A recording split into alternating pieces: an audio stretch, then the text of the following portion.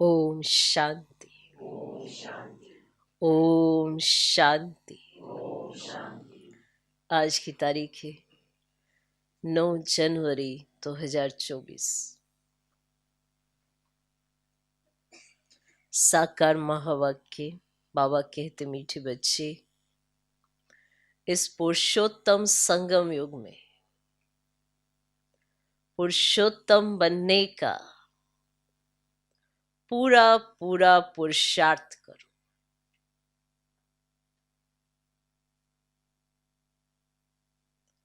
इस पुरुषोत्तम संगम युग में पुरुषोत्तम बनने का पूरा पूरा पुरुषार्थ करो। जितना हो सके याद और पढ़ाई पर अटेंशन दो। जितना हो सके याद और पढ़ाई पर अटेंशन दो। बाबा कहते मीठे बच्चे, इस पुरुषोत्तम संगम युग में पुरुषोत्तम बनने का पूरा पूरा पुरुषार्थ करो। जितना हो सके याद और पढ़ाई पर अटेंशन दो।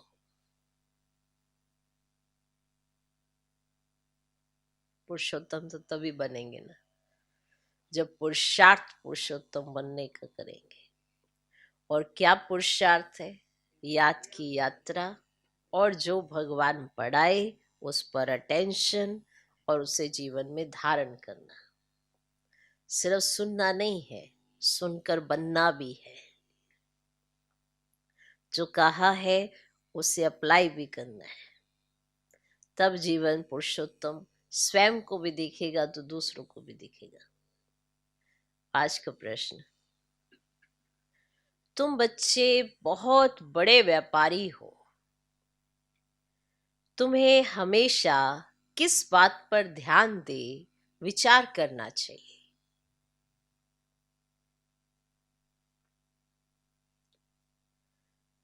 तुम बच्चे बहुत बड़े व्यापारी हो। तुम्हें हमेशा किस बात पर ध्यान दे विचार करना चाहिए।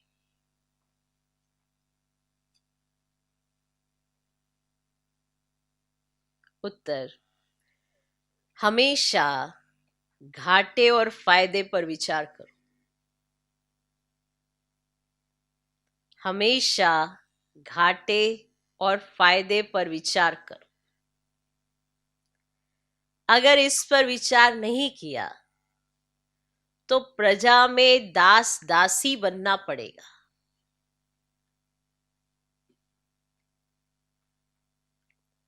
अगर इस पर विचार नहीं किया तो प्रजा में दास दासी बनना पड़ेगा।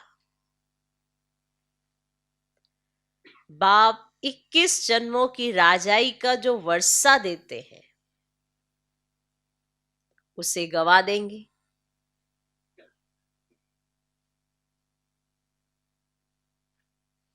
बाप 21 जन्मों की राजाई का जो वर्षा देते हैं उसे गवा देंगे। इसलिए बाप से पूरा सौदा करना है।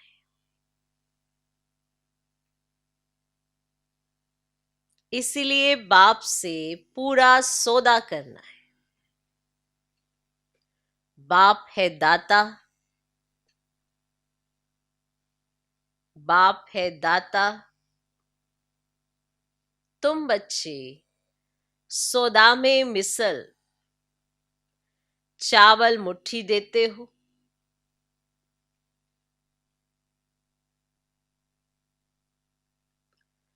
तुम बच्चे सौदा में मिसल चावल मुट्ठी देते हो और विश्व की बादशाही लेते हो। और विश्व की बादशाही लेते हो। ठीक। तुम बच्चे बहुत बड़े व्यापारी हो। तुम्हें हमेशा किस बात पर ध्यान दे विचार करना चाहिए। उत्तर, हमेशा घाटे और फायदे पर विचार करो। अगर इस पर विचार नहीं किया तो प्रजा में दास दासी बनना पड़ेगा। बाप 21 जन्मों की राजाई का जो वर्षा देते हैं उसे गंवा देंगे। इसलिए बाप से पूरा सौदा करना है। बाप है दाता, तुम बच्चे सौदा में मिसल चावल मुट्ठी देते हो और विश्व की बादशाही लेते हो। व्यापारी हो तो घाटे का फायदे का क्या सौदा हो रहा है? घाटा पड़ रहा है, फायदा हो रहा है, चेकिंग तो करनी पड़ेगी। अब व्यापारी भी हो और घाटा और फायदा नहीं देखते हो और व्यापार कर रहे हो तो कब तक व्यापार चलेगा? जो होगा वो खत्म हो जाएगा, क्योंकि साथ साथ घाटा पड़ रहा है या फायदा हो रहा है वो व्यापारी को पता ही नहीं। तो व्यापारी ये तो देखता है ना कि मेरा फायदा हो रहा है, घाटा हो रहा है, तभी तो उसका व्यापार चलता है। तो अगर नहीं देखेंगे, चेकिंग नहीं करेंगे कितना फायदा हुआ, कितना घाटा पड़ा, तो फिर प्राप्ति कैसे करेंगे? बाबा तो दाता बनकर देना चाहता है, अब लेना है नहीं लेना है ये तो व्यापारी ने देखना है ना। तो आप व्यापारी हो, सौदा करना जानते हो तो पक्का सौदा करो, गंवाना नहीं है कुछ भी। ओके, ओम शांति। बच्चे यहाँ बैठे हैं, ये स्कूल है, ये कोई सत्संग नहीं है। महंत, ब्राह्मण व कोई सन्यासी सामने नहीं बैठा है। डर की कोई बात नहीं कि स्वामी नाराज ना हो जाए। भक्ति मार्ग में जब कोई साधु सन्यासी को घर में बुलाते हैं तो उनके पांव धोकर पीते हैं। अब यह तो बाप है ना। घर में बच्चे कभी बाप से डरते हैं क्या? तुम तो साथ में खाते पीते खेलते हो। सन्यासी गुरु आदि के साथ ऐसे करते हैं क्या? वहां तो सारा दिन गुरुजी गुरुजी गुरुजी करते रहते हैं। यहां तो ऐसे नहीं करना है। ये तो बाप है। गुरु से अपना वर्षा, टीचर से अपना वर्षा मिलता है, बाप से तो प्रॉपर्टी मिलती है। बच्चा पैदा हुआ और वारिस बना। यहां भी बाप के बच्चे बने, बाप को पहचाना, बस हम स्वर्ग के मालिक हैं। बाप है ही स्वर्ग का रचयिता। तो इन लक्ष्मी नारायण ने स्वर्ग की राजाई कैसे और कहां से ली ये तो कोई भी नहीं जानते। तुम समझते हो। हम ये थे फिर बन रहे हैं। मनुष्य तो कुछ भी ख्याल नहीं करते कि ये कौन है, हम किसको पूजते हैं। शिव के मंदिर में जाकर सिर्फ लोटी चढ़ा कर आते हैं, जानते कुछ भी नहीं है। तुमको वह फीलिंग आती है कि हम इस मृत्यु लोक का शरीर छोड़ अमर लोक में जाएंगे। प्राप्ति कितनी भारी है, और भक्ति मार्ग में कुछ भी प्राप्ति नहीं। बाबा खुद भी कहते हैं हमने 12 गुरु किए। कितने? 12 गुरु किए। अब समझते हैं कि ये तो टाइम वेस्ट हो गया, और ही नीचे उतरते गए। परंतु यह भी ड्रामा में नूंद है। हमारी कोई से दुश्मनी नहीं है, हमारी एक बाप के साथ ही प्रीत है। तुम जब अंदर क्लास में आते हो तो इन चित्रों को देख खुश होना चाहिए कि हम पढ़ करके ये बन रहे हैं। तुमको मालूम है कि ये राजधानी कैसे स्थापन होती है? बाप कहते हैं बच्चे मूंझो मत। क्या ना करो, मूंझो मत। बाप इतना अच्छी रीति समझाते हैं, फिर भी आश्चर्यवश सुनंती कथंती भागंती हो जाते हैं। इतना अच्छी रीति समझाते हैं ना, फिर भी आश्चर्यवत सुनंती कथंती भागंती हो जाते हैं, माया के बन जाते हैं। उनको कहा जाता है ट्रेटर, जो माया के बन जाते हैं। क्या कहा जाता है? ट्रेटर। जो एक राजधानी से निकल दूसरे के जाकर बनते हैं। बाप कितना अच्छी रीति पुरुषार्थ कराते हैं, भक्ति मार्ग में कितना भटकते हैं, दान पुण्य तीर्थ व्रत नेम आदि बहुत करते हैं। अच्छा, साक्षात्कार हुआ तो क्या हुआ? तो चलो तुमको साक्षात्कार हुआ तो क्या हुआ? चढ़ती कला तो हुई नहीं, और ही उतरती कला हुई। तुम्हारी दिन प्रतिदिन चढ़ती कला है। पढ़ते हो ना, बाप की याद में रहते हो, पढ़ाई करते हो, समझते हो, तो तुम्हारी क्या है? चढ़ती कला है।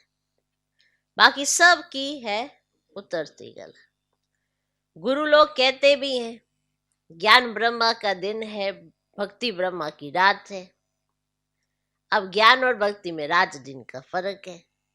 ज्ञान से सुख मिलता है, और बाप कितना सहज समझाते हैं कि तुम ही विश्व के मालिक थे, फिर तुम ही नीचे उतरते आए हो।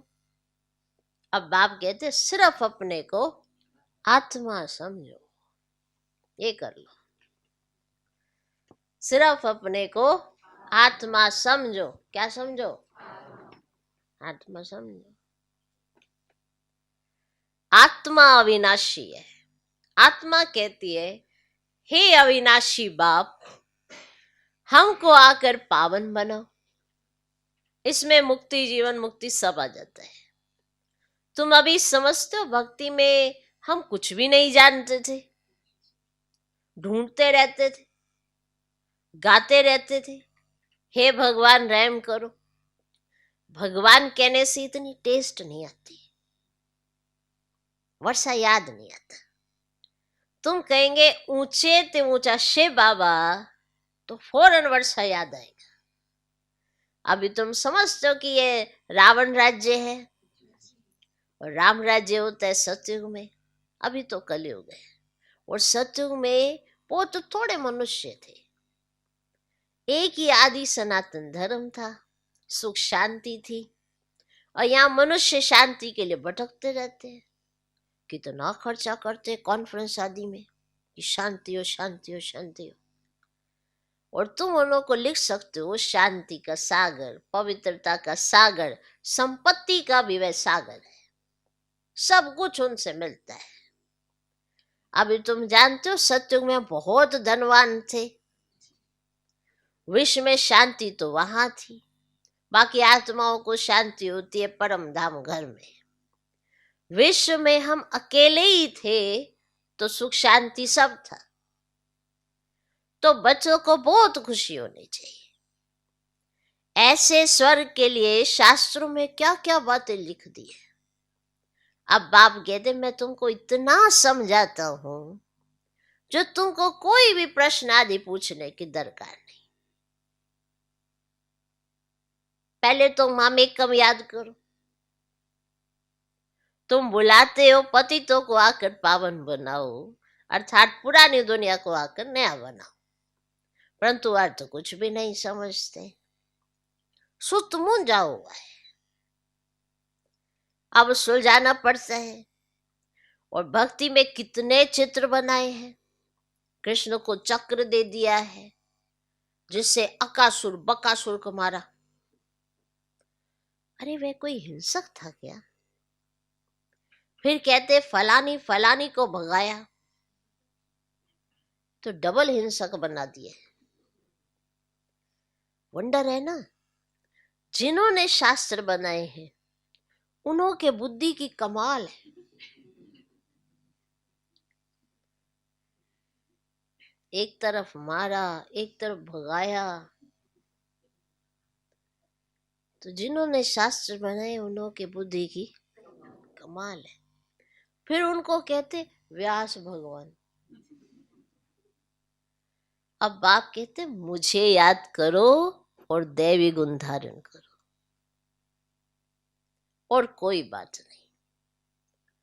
तुमको योग में बिठाए जाते हैं, तुमको योग में बिठाया जाता है क्योंकि बहुत है जो बाबा को याद नहीं करते, इसलिए बिठाए जाते हैं। जो बहुत है जो बाबा को याद नहीं करते, अपने ही धंधों में रहते हैं, अपने ही धंधों में, उनको फुर्सत ही नहीं। परंतु इसमें तो काम आदि करते भी बुद्धि से याद करना है। तुम आशिक हो मुझ माशूक के, अब मैं तुमको कहता हूं और संग तोड़ मुझ एक संग जोड़ो। खाते पीते सिर्फ ये आदत डालो कि मैं आत्मा हूं और बाप को याद करो। बस ये आदत डाल लो कि मैं आत्मा हूं और अपने बाप को याद करो। ये आदत डाल लो। बाप तुमको कितना ऊंचा बनाते हैं, तुम ये पाई पैसे की बात नहीं मानते, याद ही नहीं करते, मुझे याद ही नहीं करते। अपने बाल बच्चों को याद करते हो, मुझे नहीं कर सकते हो। वास्तव में निष्ठा अक्षर कहना रोंग है। बाबा डायरेक्ट आकर कहते मामिकम याद करो। कल्प पहले भी समुख बाप ने समझाया था, अभी समझाते हैं। मीठे मीठे बच्चे, कल्प के बाद मिले हुए लाडले बच्चे, अब तुम्हारे 84 जन्म पूरे हुए। अब वापिस जाने के लिए तुमको पवित्र जरूर बनना पड़ेगा, और विकार में जाने कारण ही तो तुम बहुत पतित बने हो। पावन नहीं बनेंगे तो पद भी कम मिलेगा। अपने को आत्मा समझ बाप को याद करो, और 84 के चक्र को भी याद करो। यही स्वदर्शन चक्र है। इसका अर्थ भी कोई नहीं जानता। मुख से ज्ञान शंख बजाना है तो ये ज्ञान की बात है। ये तुम्हारा बेहद का बाप है, स्वर्ग का रचयिता है। बाप को याद करो तो तुम्हारी चढ़ती कला हो जाएगी। अब कितनी सहज बात है। तुम बच्चे अब समझते हो कि यह बना बनाया ड्रामा है। हर 5000 वर्ष के बाद बाप आते हैं। अब अच्छी तरह पुरुषार्थ करो। तुम धन के पीछे क्यों मरते हो? देखो आप कितना भी धन इकट्ठा कर लो, लेके तो नहीं जा सकते। और अचानक से शरीर छूट जाए तो क्या करोगे? तुमने तो अपने सारा उसमें ही अपना समय, संकल्प, श्वास सारे उस धन में लगा दी, और फिर मर गए। शरीर भी दे के चले गए, लो भाई, और खुद निकल गए। और जो धन थे सोचते हैं कि चलो पुत्र पोतरे सारे खाएंगे, उन्होंने तो एक दिन में उड़ा सकते हैं। एक महीने में अगर जितनी भी दौलत दोगे, बुद्धि इतनी भ्रष्ट होगी, इससे अच्छा संस्कार दो ना। खुद के भी अच्छे बनाओ, उसके भी अच्छे बनाओ, तो कम से कम अपना गुजर बसर तो कर सके। नहीं तो तुम जितना मर्जी जोड़ के जाओ, उजाड़ सकते हैं। चलो, तुम धन के पीछे क्यों मरते हो? पूछ रहे बाबा, क्यों मरते हो? अच्छा, मास में माना एक महीने में 1,00,000 2,00,000 कमाएंगे, परंतु यह सब खत्म हो जाएगा। बाल बच्चे खाने वाले ही नहीं रहेंगे। लोभ रहता है कि पुत्र पोतरे तर पोतरे खाएंगे। ऐसे नहीं पुनर्जन्म सब उस कुल में ही लेंगे कि सोचो कि अच्छा इकट्ठा कर जाता हूं, मैं भी आगे पुनर्जन्म ये उसी कुल में लेंगे। पुनर्जन्म पता नहीं कहां कहां लेते हैं। तुम तो 21 जन्म का वर्षा पाते हो। अगर कम पुरुषार्थ किया तो प्रजा में दास दासियां जाकर बनेंगे तो कितना घाटा हो जाएगा। तो घाटे और फायदे का भी विचार करो। व्यापारी लोग पाप भी बहुत करते हैं तो कुछ ना कुछ धर्माऊ निकालते हैं। यह तो है अविनाशी ज्ञान रत्नों का व्यापार, जो कोई विरला करते हैं। ये सौदा डायरेक्ट बाप से करना है। बाप देते हैं ना ज्ञान रतन, और वह तो दाता है। बच्चे चावल मुट्ठी देते हैं, बाप तो देते हैं विश्व की बादशाही, देते हैं ना बेहद की बादशाही। उनकी भेंट में चावल मुट्ठी हुई ना। बताओ, बाबा आपको बेहद की बादशाही देता है और आप क्या देते हो बाप को? तो फिर वो चावल मुट्ठी के बराबर ही हुए ना। तुम सब सौदा में हो, क्या देते हो और क्या लेते हो, विचार तो करो। क्या देते हो बाबा को और फिर बाबा से लेते क्या हो? विश्व की बादशाही लेकर विश्व के मालिक बनते हो।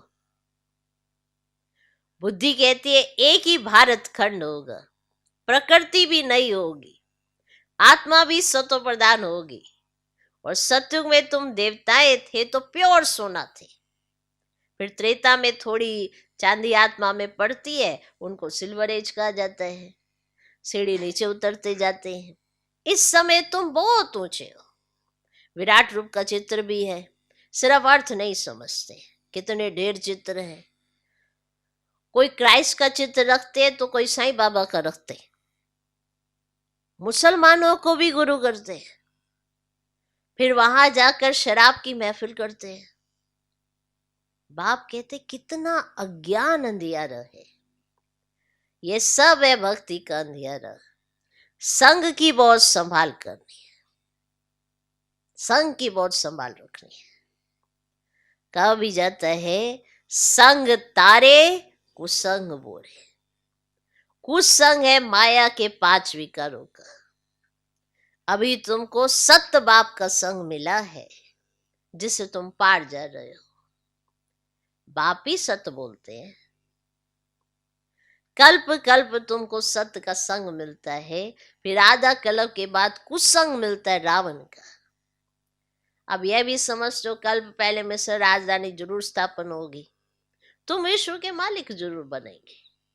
अब यहाँ तो पार्टीशन होने के कारण कितने झगड़े होते हैं, और वहां तो है ही एक धर्म। विश्व में शांति थी जबकि अद्वैत देवताओं का राज्य था, एक ही धर्म था। वहां शांति कहाँ से आई? तो वह है ही ईश्वरीय राज्य।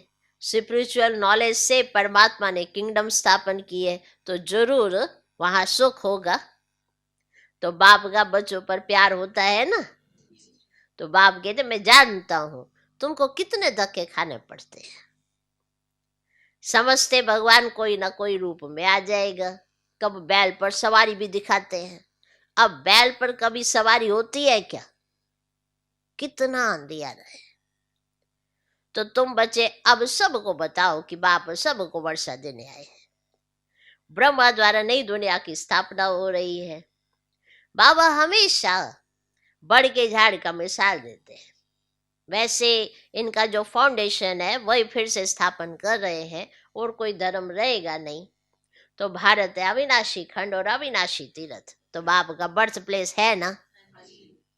तो बाबा मीठे मीठे बच्चों को कितना प्यार से समझाते हैं, टीचर के रूप में पढ़ाते हैं।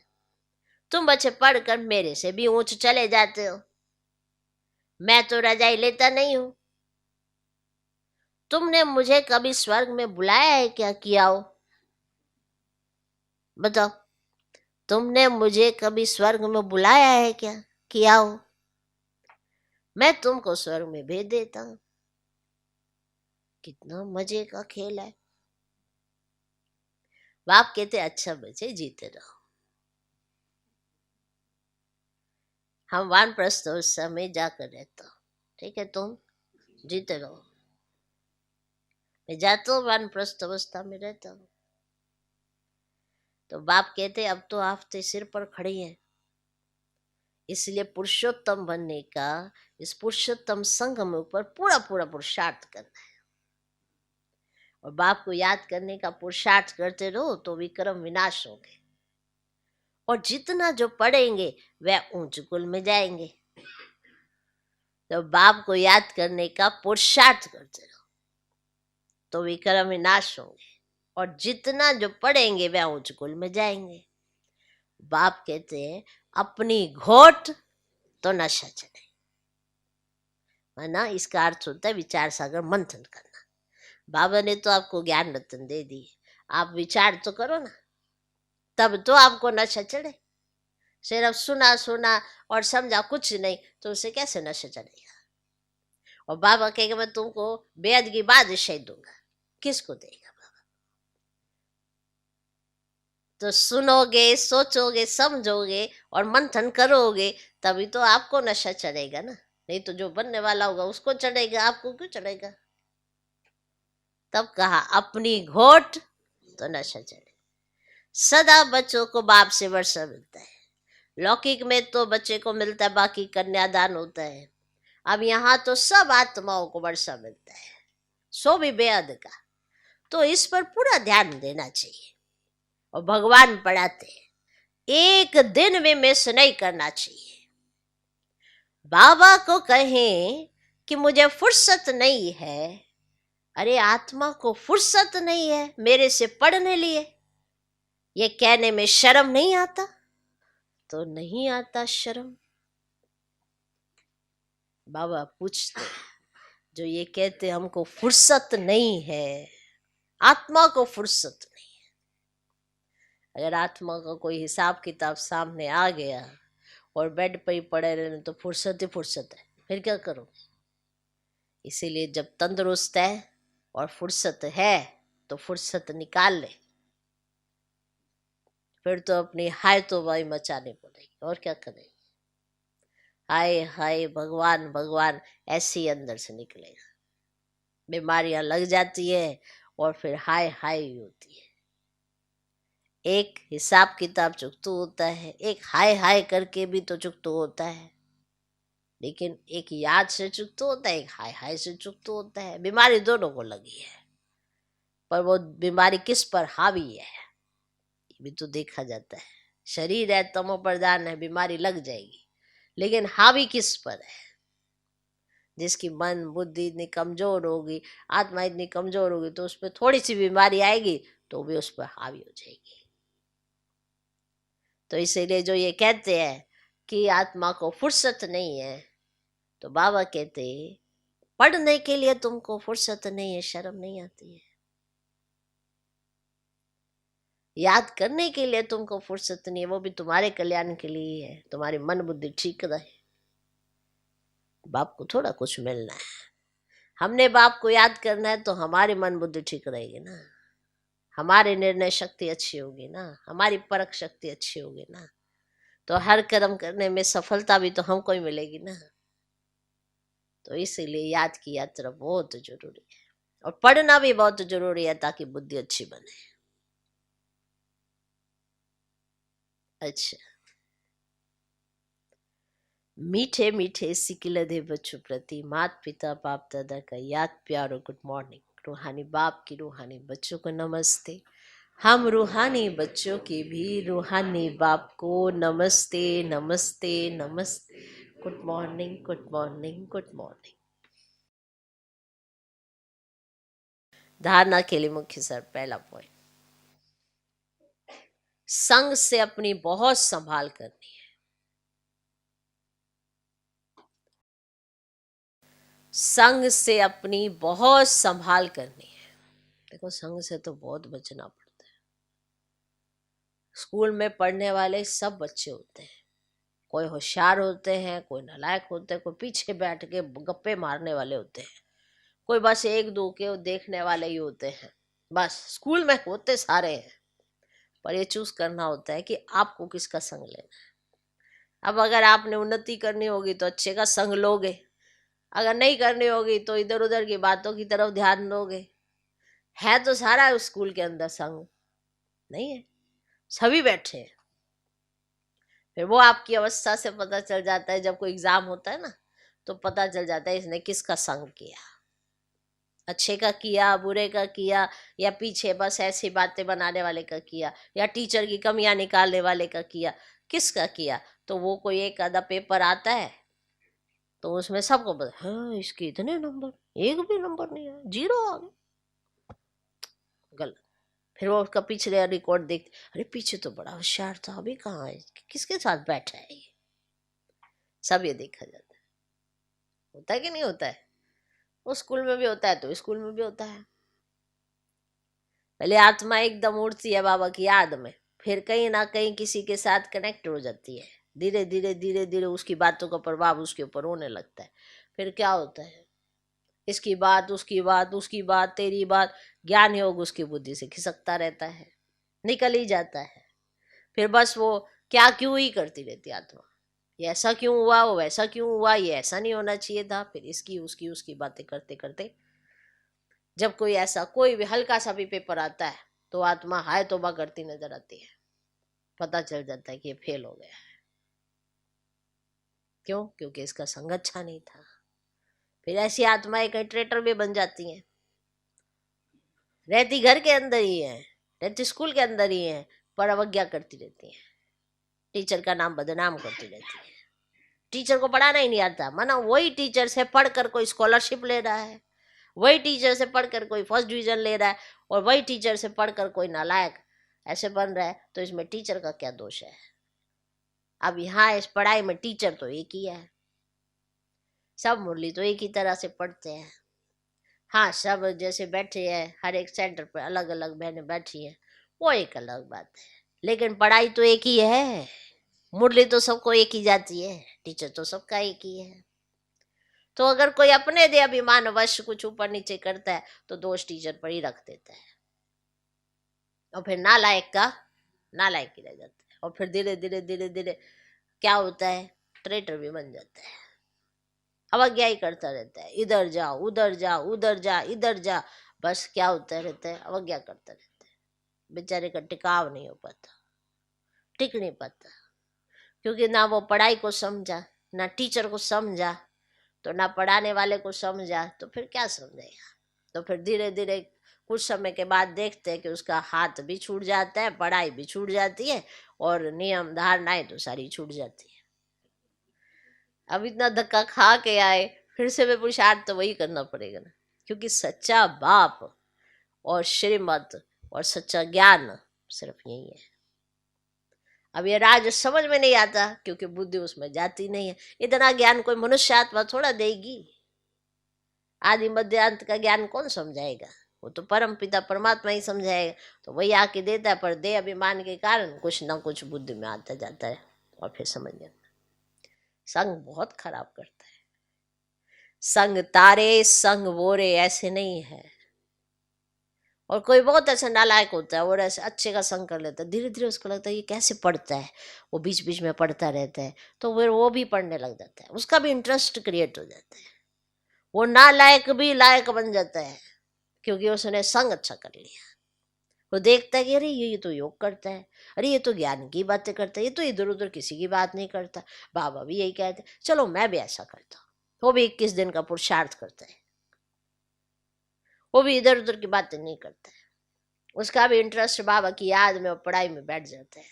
तो पता चलता है कि वो अपना नंबर बहुत आगे ले गया, बाप के रजिस्टर में उसने अपना नंबर लिखवा लिया, पहले कहीं नहीं था, लेकिन पुरुषार्थ करके वो आगे बढ़ जाता है।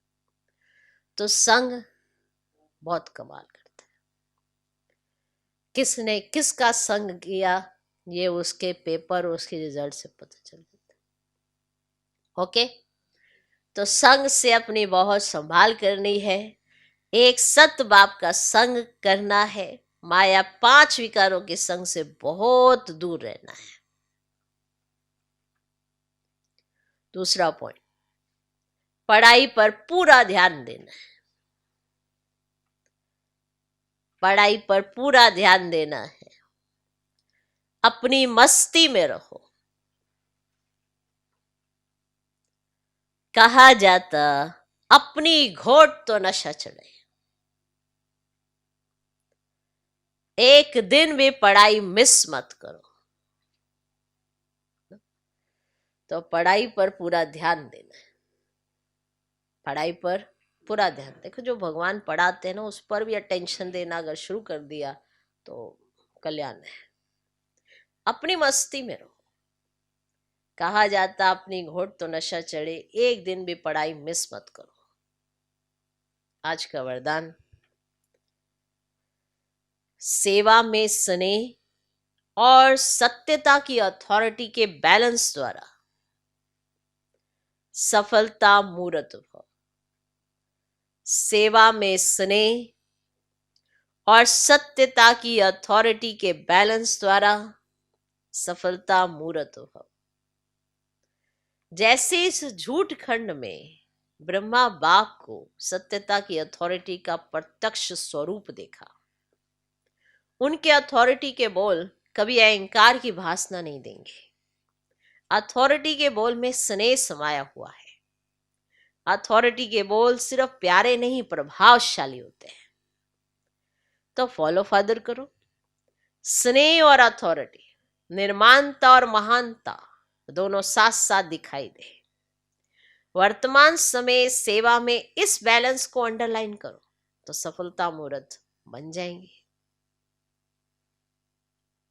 तो अथॉरिटी का बैलेंस, स्नेह और अथॉरिटी, निर्माणता और महानता दोनों साथ साथ दिखाई देने चाहिए। आज का स्लोगन, मेरे को तेरे में परिवर्तन करना अर्थात भाग्य का अधिकार लेना। मेरा, मैं, वो सब तेरा। जिसको तेरा करना आता है उसको भाग्य लेना आता है। और इसको चेंज करना कैसे है? पहले तो तन भी तेरा, मन भी तेरा। तन और मन को अगर कर दोगे तेरा तो धन भी तेरा, और जो बाप से लेते हैं वो तो बहुत बड़ा अधिकार है। तो भाग्य तो आपका होगा ही, क्योंकि भगवान आपके साथ है। तो जिसके साथ भगवान है और जिसने भगवान को सब कुछ सौंप दिया, भाग्य उससे दूर कैसे जाएगा? और भाग्य में क्या मिला है? भाग्यशाली किसको कहा जाता है? जिसको सब कुछ मिलता है बिना मेहनत के, उसे भाग्यशाली कहा जाता है। और ये भाग्य किसको मिलता है? जो भगवान को साथ रखता है।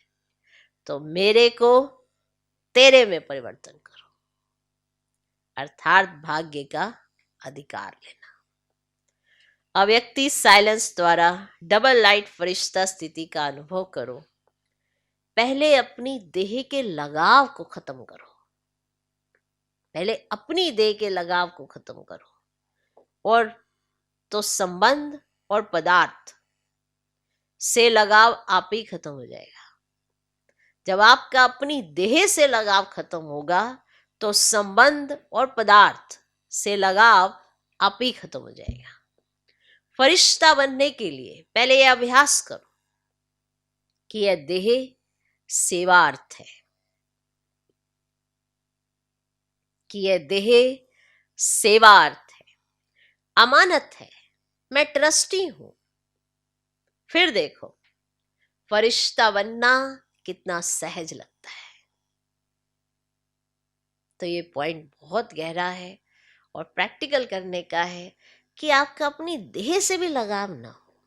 कईयों की बुद्धि अपनी देह में ही अटकी रहती है, मुझे ये, मुझे ये, मुझे ये। ऊपर उठे।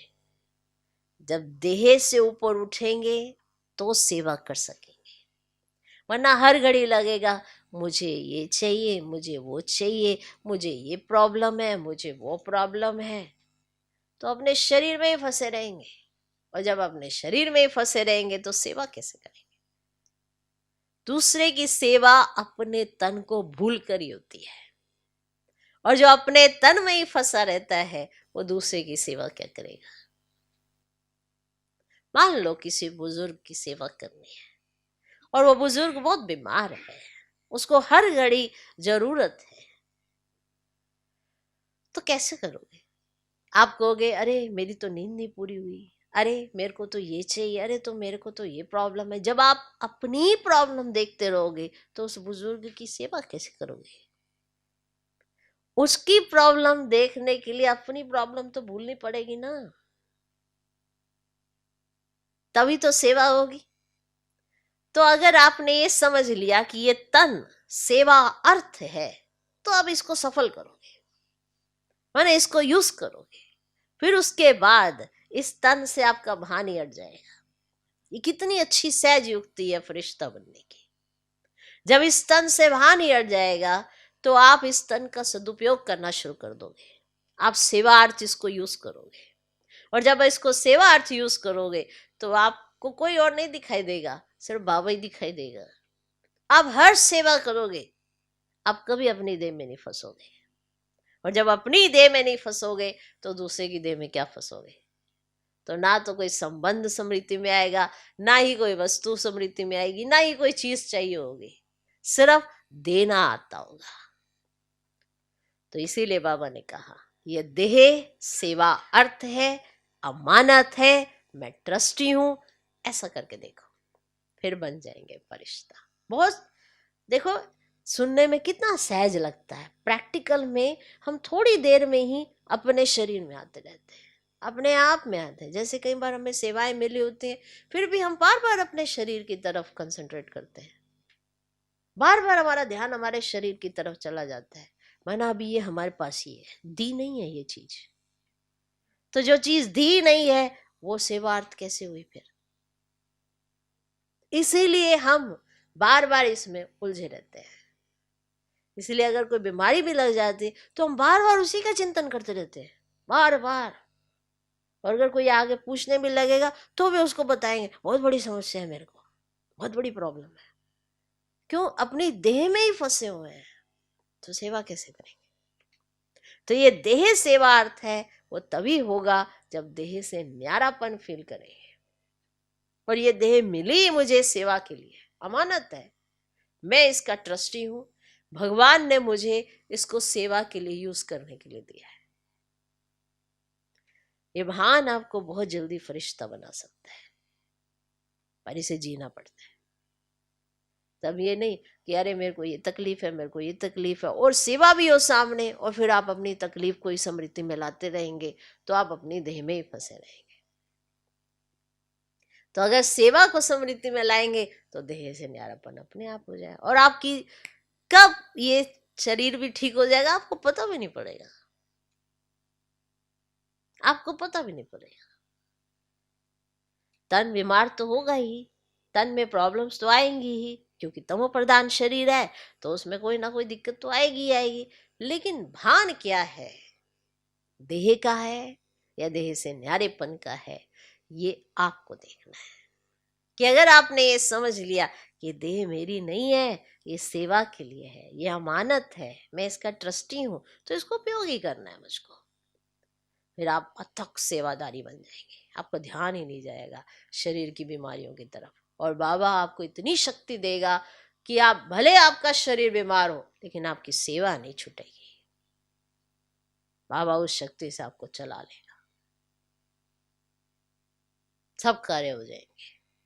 वरना मनुष्य सोच ये कैसे होगा, ये कैसे होगा, ये कैसे होगा, बैठना कैसे होगा, उठना कैसे होगा।